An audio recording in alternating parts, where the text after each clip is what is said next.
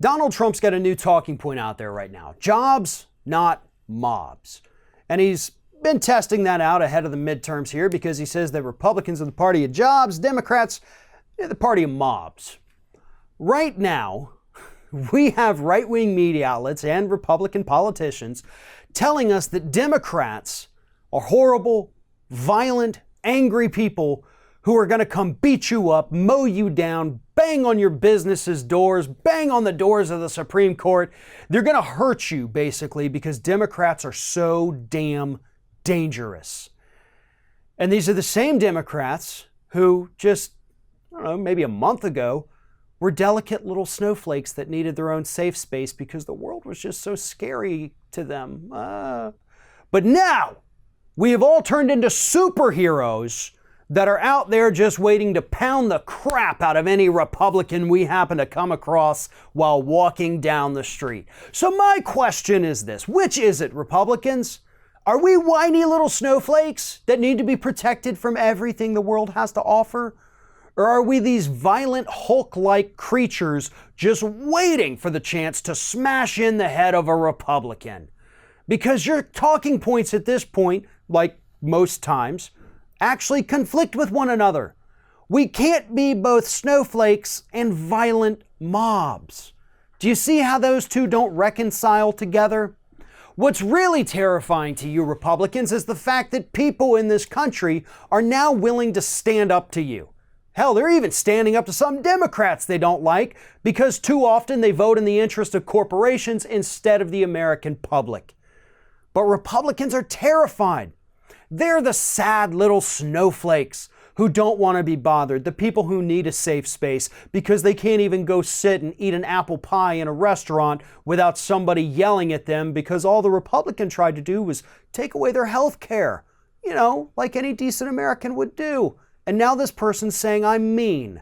I can't finish my meal now. Box that up, I'll take it home. That's not how it works. Democrats are not angry, violent mobs. Democrats are not delicate little snowflakes. Democrats, progressives, liberals, whatever the hell you want to call them, they're people who are pissed off right now, and they're going to make sure you know it. They're going to confront you when you try to pass policies that are going to harm American citizens. They're going to confront you when you throw children in cages because they're a different nationality than us. They're going to confront you when you put a man accused by multiple women of sexual assault on the U.S. Supreme Court. You're going to have to answer for those things.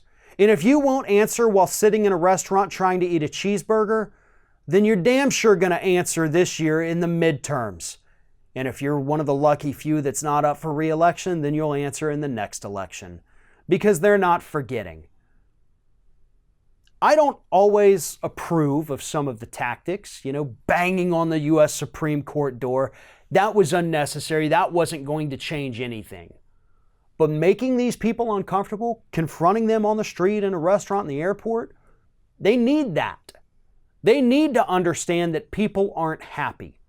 And these talking points that Republicans and Breitbart and Daily Caller and all these other sites that, low information voters read, telling us that Democrats are violent criminals, nobody's buying into that except for the people who will vote red no matter what.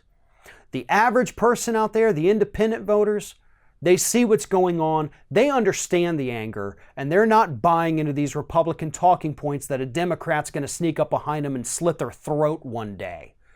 That's only the Republicans who live in constant fear of any evil Democrats lurking out there, which doesn't even actually exist. Democrats want answers, and the only people who can give them those answers are the people in office passing these horrible policies. And if they can't handle that, then maybe it's time that they find a new job.